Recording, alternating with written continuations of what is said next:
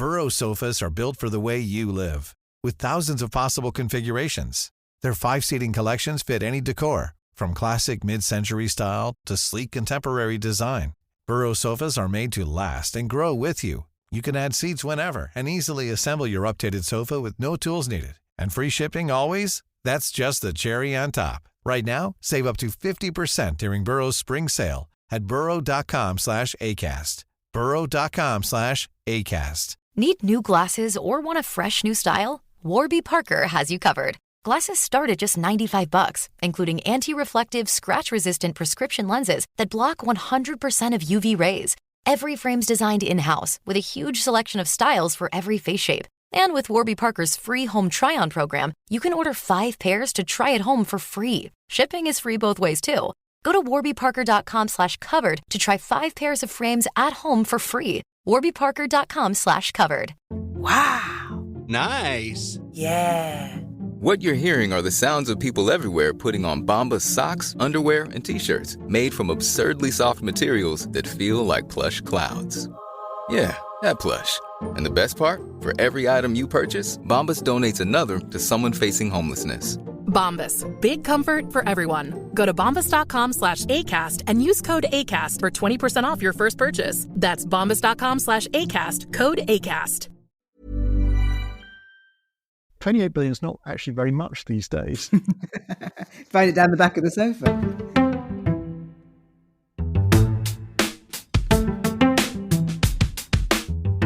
Welcome to the Power Test. I'm Ayesha Hazarika. And I'm Sam Friedman.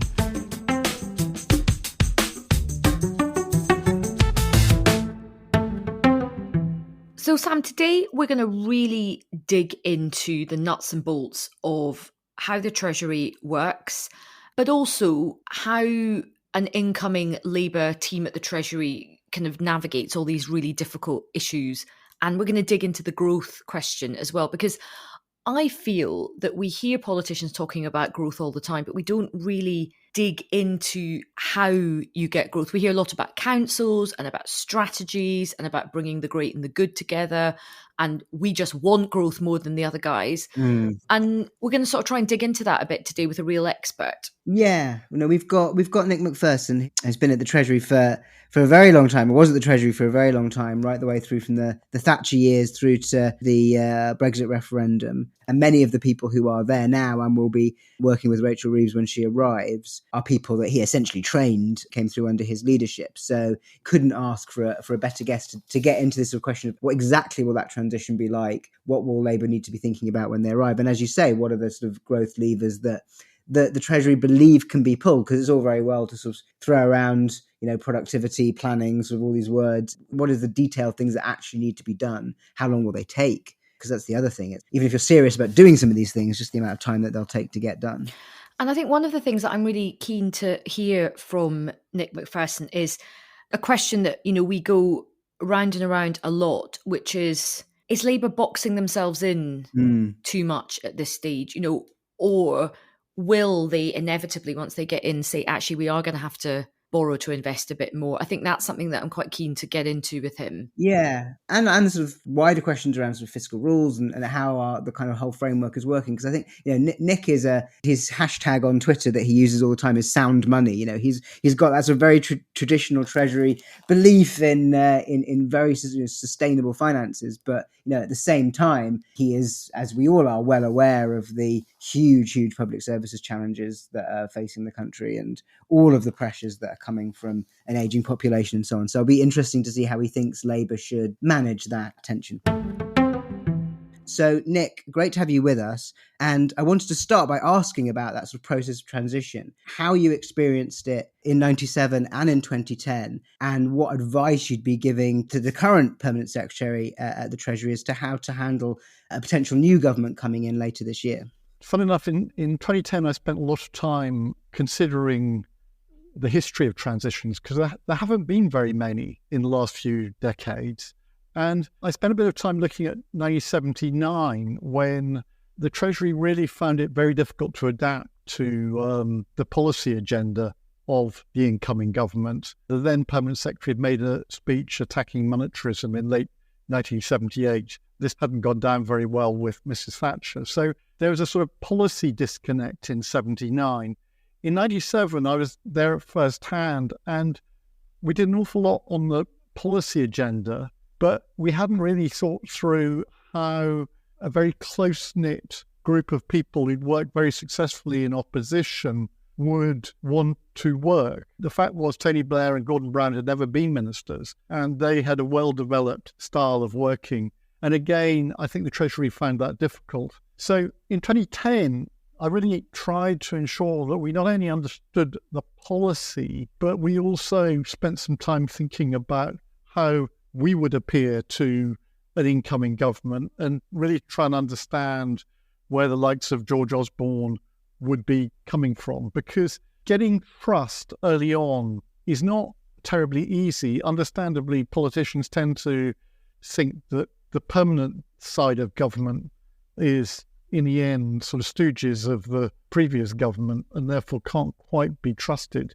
And it takes a bit of time to, establish the sorts of relationships which can work well. I think it's sort of a matter of public record now that in 2010, George Osborne was very sceptical of you as leader of the Treasury and had been thinking about putting somebody else in place. And you managed to sort of convince him that you were not a stooge of the previous government. So what was that process of working with a new chancellor, both before the election and the access talks that Labour will be currently having now, and then after the election, in sort of building that trust? I had quite a lot of meetings with George Osborne ahead of the 2010 election. I think we had something like 6 formal sessions just going through their agenda for the organisation of government, because actually the sort of constitutional precedents quite rightly actually limit the scope of those discussions to issues around machinery of government and so on.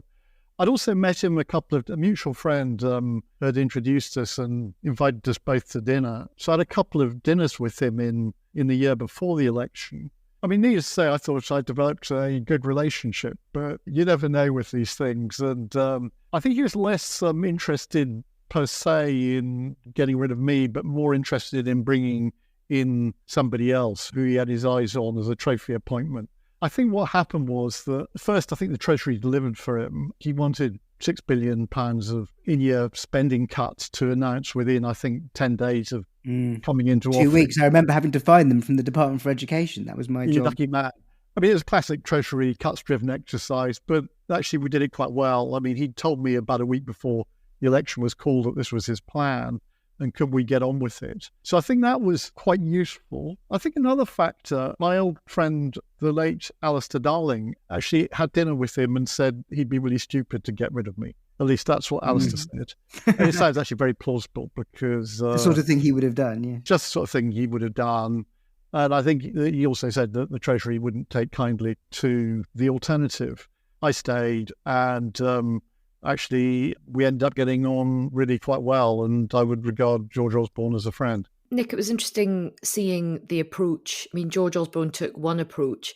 Famously, Liz Truss and Kwasi Kwarteng took a very different approach when Kwasi Kwarteng came into the Treasury in 2022 and, of course, removed Tom Scholar from his position and mayhem ensued. When you look back at that moment, what did you think at the time? Well, I thought it was a slightly strange way of carrying on. I mean, just to be clear, if the Secretary of State and their permanent secretary don't get on, there's only one person who's going to go. It's the permanent secretary, and that's fine. I mean, actually, if George Osborne had decided he didn't want to work with me, I'd have been a bit disappointed, but I'd have moved on and so on.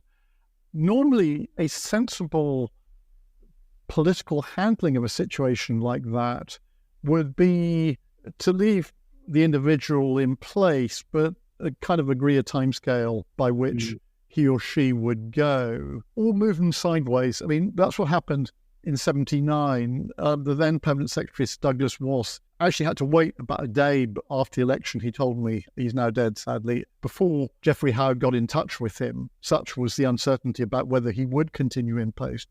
But then Margaret Thatcher, in a rather skillful move, made him joint head of the civil service. So although he was still formally permanent secretary of the Treasury, that role in relation to the civil service kind of took him out of the mainstream of discussion. So I think the Liz Truss move was really quite unusual. I mean, I don't think it mattered in and of itself. It was a combination of doing that, ignoring the OBR, ignoring the markets, and then when the mini budget got a bad reception, going out and saying we're going to do more of this. The cumulative effect was quite substantial. And the great irony, and I felt this quite passionately at the time, and obviously I'm biased, I know Tom very well, and he's a friend, is the one guy in the Treasury in 2022 who really knew how to handle crises because he'd done all the bank recapitalization for Alistair Darling in 2008 was Tom Scholar. He had great connections internationally, understood the IMF and so on. It was just a move of extraordinary amateurness, dressed up as the smack of firm government. But it doesn't feel like Rachel Reeves is the sort of person who's going to come in and do anything like that. You'd think she'd keep senior people in post initially, and if she did want to make changes, would do it in that more sort of smooth way over time. But I guess the question is what will she do to try and get across her agenda and her way of doing things differently? And, from what you've seen of how the Treasury operates, how are they trying to assess what that is and try and support that? And are there areas where you think there might be some tensions between what she's sort of talking about and the traditional Treasury view, or sort of the Treasury view at the moment? I would have thought there would be many problems. The Treasury is obliged, like any civil service department, really to seek to understand Rachel Reeves's agenda. It's also got to be prepared for any election result. Certainly what I did in the year before the last election is forget about the politics. What are the fundamental structural challenges facing the British economy, the public finances, and so on? And then to be pretty much ready for anything. As it happens, I did read the May's lecture in preparation for this discussion. I think a lot of this actually chimes with what most people in the Treasury would be advising. I mean, first, a serious focus on growth. I mean, to be fair, Mr. Hunt is also focused on growth, but I think Rachel Reeves is clearly wanting to embed a framework which will last, and is very much talking about a plan which could potentially be played out over a 10-year period. I think that will be music to the Treasury's ears, because in one sense, we kind of understand the sorts of drivers of growth. But the problem in the last few years has just been these extraordinary political changes, which just mean that the government is endlessly relaunching itself. And so you never get the focus you need on delivering growth. You get lots of fine policy statements, but a lot of the underpinning policies to make it happen is quite boring and tedious and requires relentless focus, both on the part of the elected government, but also the civil service. And the problem we've had over the last 6 or 7 years has just been endless to and froing, and which just mean that there's been very little practical focus. As for the sort of macroeconomic policy, my guess is Labour will, and so they should, borrow a bit more in order to invest. And providing that investment programme is focused on what really matters and is then seen through, I don't see that as a great problem in terms of the public finances. Indeed, some would argue that Labour may be being too cautious. I know it's going to be a different government. I know she wants to define herself as being different from New Labour, but anybody who was around under the Labour government between 1997 and 2010, and actually I think most of the senior leadership of the Treasury were, and indeed, just as they've worked for David Cameron and George Osborne and Rishi Sunak, a lot of the senior people worked for a long time for Gordon Brown. So I think this could be a relatively easy transition.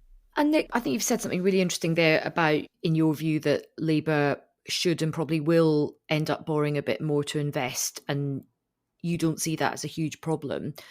I mean, that's the question that so many people are pondering at the moment. Many people who do want a change of government, they want to see Britain going in a different direction. But Rachel Reeves is hanging quite tough on that at the moment and saying, actually, I'm not going to do that. I've set out my fiscal rules. That message has been reinforced across the shadow cabinet. How do you think politically she and Keir Starmer will navigate that Do you think they're boxing themselves into a corner by saying again and again, we're not going to come in and borrow more to invest? This is a difficult one. I think the case for being tough now, potentially it gives them room for manoeuvre. It gets them credit with the financial markets, which actually is even more important today than it was in 1997, simply because the national debt is a whole lot higher. The interest rate bill required to service that debt is very high indeed. So you really don't want long-term interest rates to be going up, because that will squeeze out spending which you want to make on your priorities. So I can understand why they're doing what they're doing.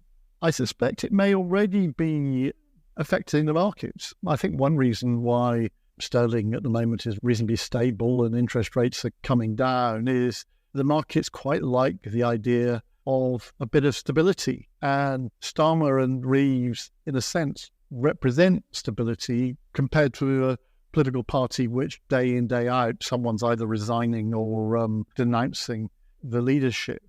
The other thing is, and this may surprise some people, is I'm a relative optimist about the economy. I think the Labour inheritance may just be a little bit better than the OBR and others are suggesting, simply because real wages are rising. Interest rates may come down this year, which will help people with mortgages and so on. And we just may see more spending in the economy growing a bit more fast, and rather more revenues coming in than expected. So if I'm right, I'm not always right, I can assure you, they may actually have rather more room for manoeuvre. And so they may be able to stick with the fiscal plan whilst also spending a bit more. My guess is also they will have some tax increases up their sleeve of the sort which is consistent with the wider commitments not to raise the main rate, say, of national insurance and income tax. I mean, did they have to drop the 28 billion commitment? I don't think in the end 28 billion is not actually very much these days. It's less. Find it down the back of the sofa. It's about 1% of GDP. I mean, compared to the sorts of money Nigel Lawson gave away in 1988, this is chicken feed. But I can see in an uncertain world why they just want to be a bit cautious. If I was still at the Treasury, I'd be trying to get across, because I try to say this to most chancellors, don't get too obsessed with fiscal rules. The only people in the end who seem to care about fiscal rules are the Treasury. No one else really believes them. What matters is the substance. Do you have a plan? Do you have credible projections for spending and taxation, which will in the end result in the deficit broadly coming down? Those are the things which matter. No one gives a toss about some weird rule which is about what's going to be happening to debt in 5 years' time, which you can always revise away each year because the fifth year is always rolling forward. And you can always game by pretending you're going to spend less money than you actually are. Yeah. I'm glad you said that, because I think this is such a fundamental... we've sort of got into an annoying dichotomy on fiscal rules where it's either if you support them, you're sort of pro sort of fiscal sustainability, and if you're sort of against them, you want to spend loads of money. Whereas actually the point is, it's the obsession with the rule itself rather than the purpose of the rule. Yeah, the rules always end up making you do stupid things. Yeah. So my advice to any minister was, look, focus on the substance. Don't rush into new rules. The Tories have changed them every other year. And the world never falls in quite, apart from in the Truss era. Yeah, and that was very different, because they did test fiscal sustainability to destruction. But actually, that's quite helpful for the Treasury, because when I joined the Treasury in the early 80s, people were still going on about the IMF in 1976. And actually, that affected the public finance debate for a good 20 years. I do think the Truss-Kwarteng disaster will live on and strengthen the Treasury's hand for the next 20 years. I'm Flo. And I'm John. And if this episode has got you thinking and you've got your own thoughts, reflections and ideas to share, then come and join us and other members of the Power Test community for the Debrief. Each week, the Debrief is your chance to discuss everything about this week's pod, dissect the key takeaways and look at where we go next. We're live every Sunday at 7 p.m. on Spaces over at the Power Test on Twitter. So come and join us, and together, let's talk more about how we can change Britain for the better. Make sure you're subscribed to get a reminder and all the latest from the team and much more.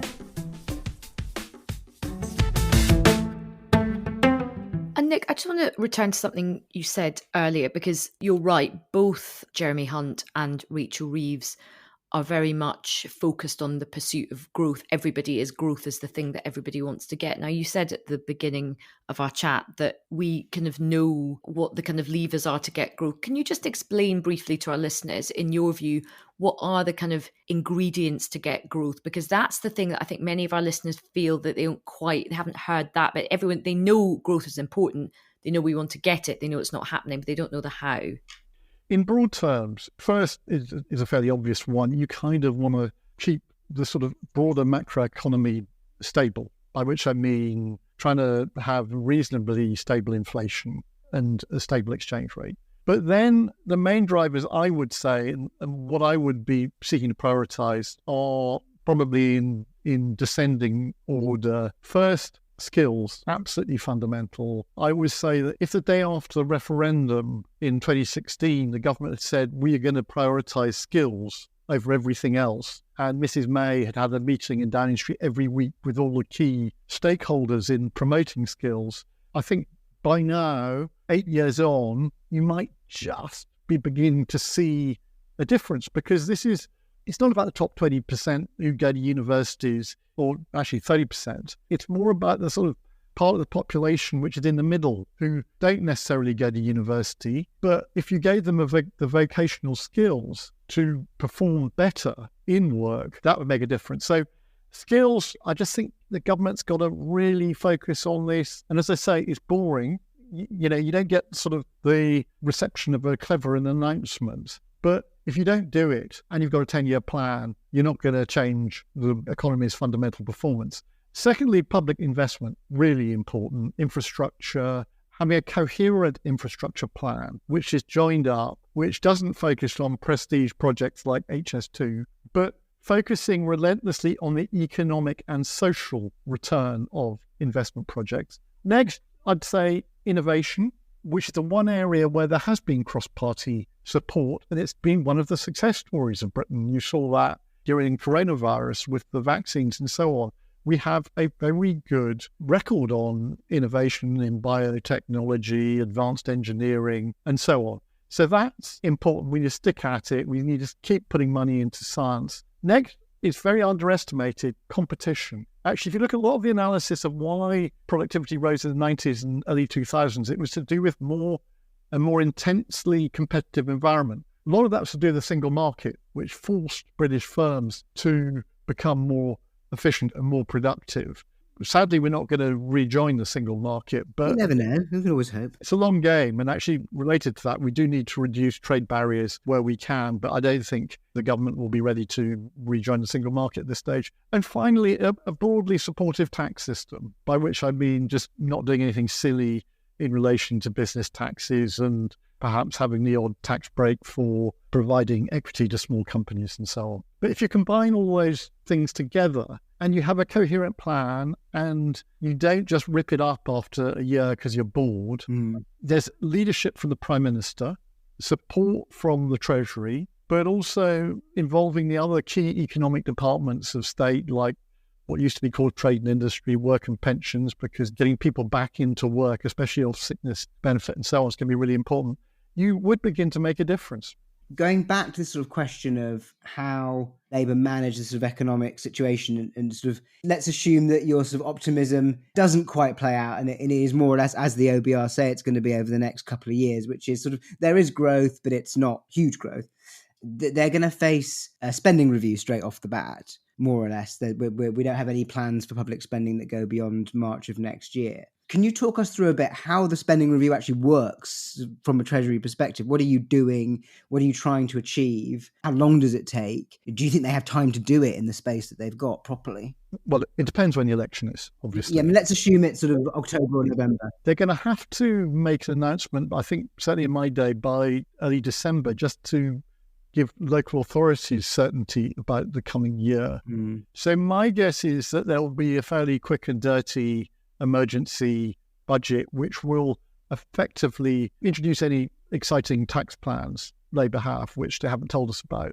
It will allocate some of the revenue they raise to the most important symbolic priorities, but largely will roll forward the existing plans for 25, 26. There will then be a more intensive spending review, which I suppose could announce as early as July 25, or might form part of the budget in November 25, which would then set out the full plan for the Parliament and potentially beyond. That would be what the Treasury would be advising.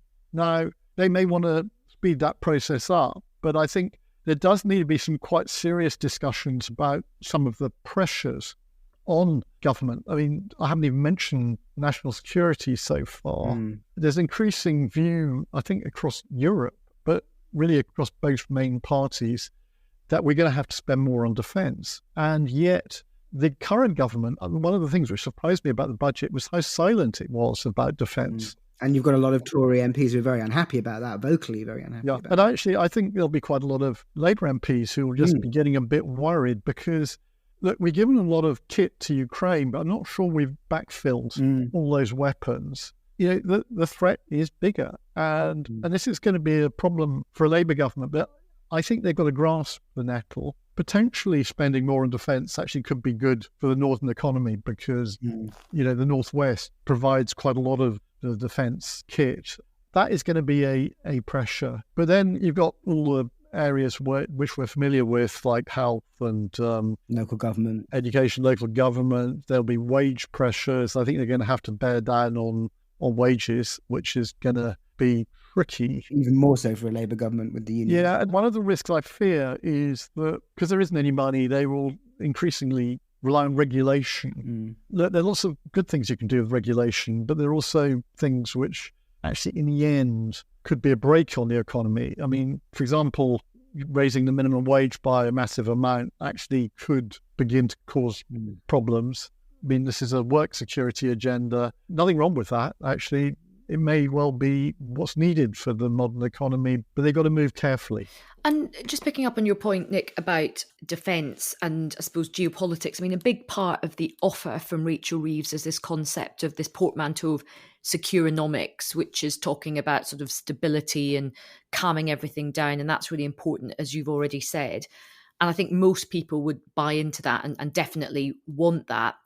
But what about, despite good governance and calm at the heart of government, what about a future Labour government being at the mercy of geopolitics and international events and more conflict? Do we have resilience in our economy to deal with that if there's another flare-up or something like that? Yes, no.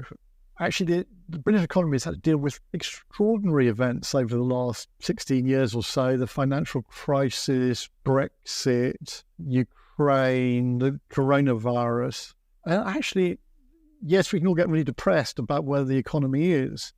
But in a funny sort of way, we should celebrate the extraordinary resilience. You know, unemployment is at a low level. Okay, living standards haven't gone up, but actually, you know, Britain has carried on. So, look, if there is another crisis, and believe me, there will be many crises, inevitably, there always are. The key thing there is to be able to multitask. I think so long as they can remain focused on the long-term growth agenda whilst also dealing with all the crap which will be thrown at them, because that's just life. You become Prime Minister and from day one, sort of 101 things are thrown at you which are outside your control.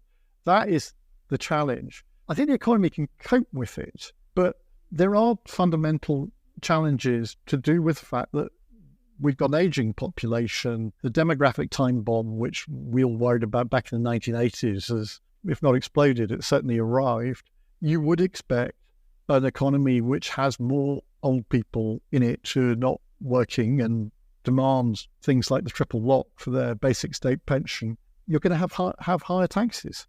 That's just a fact of life. I mean, that's why the current government's tax burden is rising. It's not because they sort of kind of set out to raise the tax burden. It's just the pressures upwards are relentless.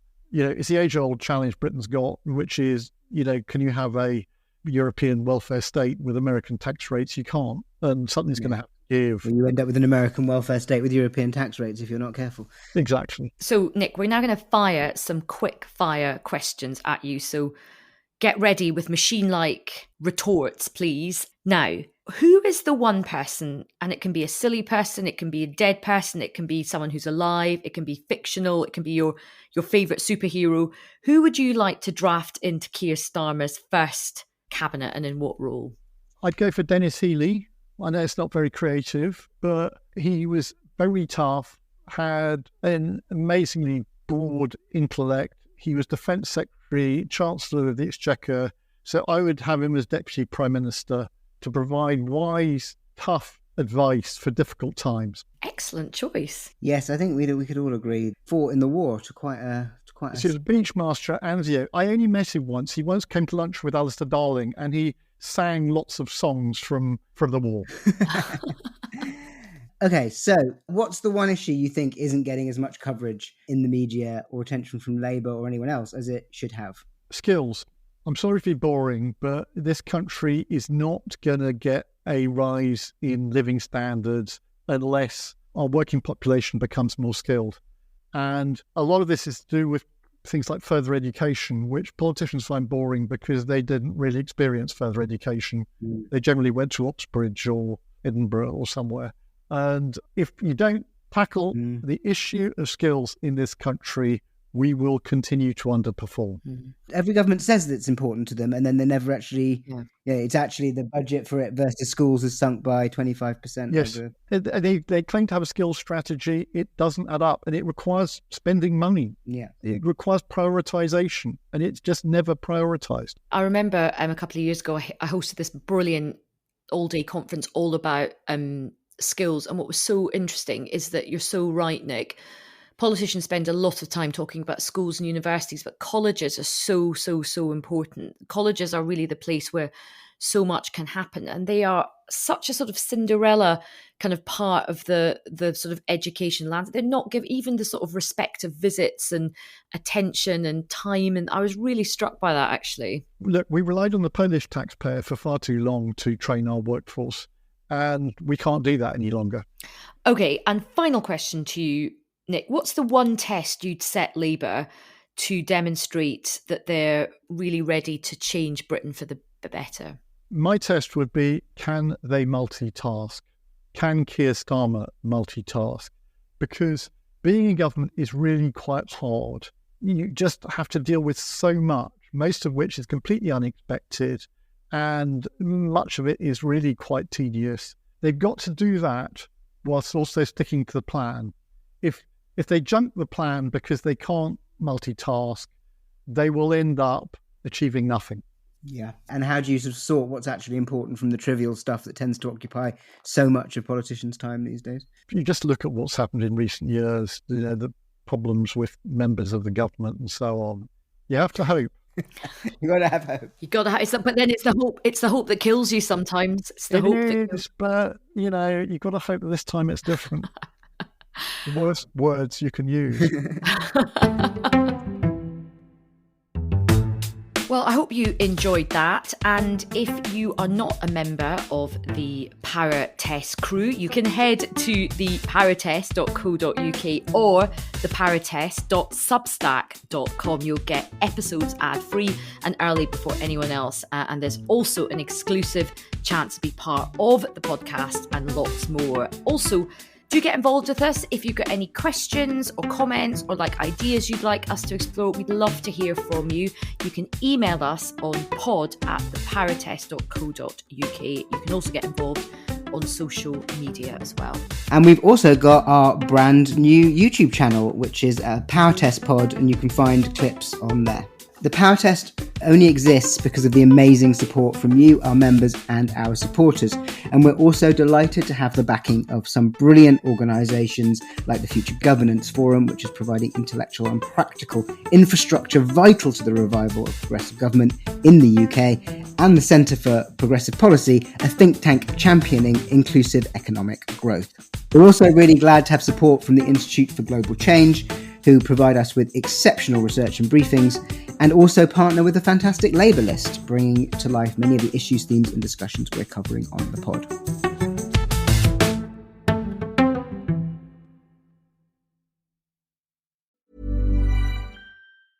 Need new glasses or want a fresh new style? Warby Parker has you covered. Glasses start at just 95 bucks, including anti-reflective, scratch-resistant prescription lenses that block 100% of UV rays. Every frame's designed in-house with a huge selection of styles for every face shape. And with Warby Parker's free home try-on program, you can order 5 pairs to try at home for free. Shipping is free both ways, too.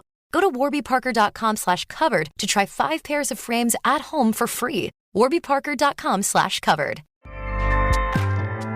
Acast powers the world's best podcasts. Here's a show that we recommend.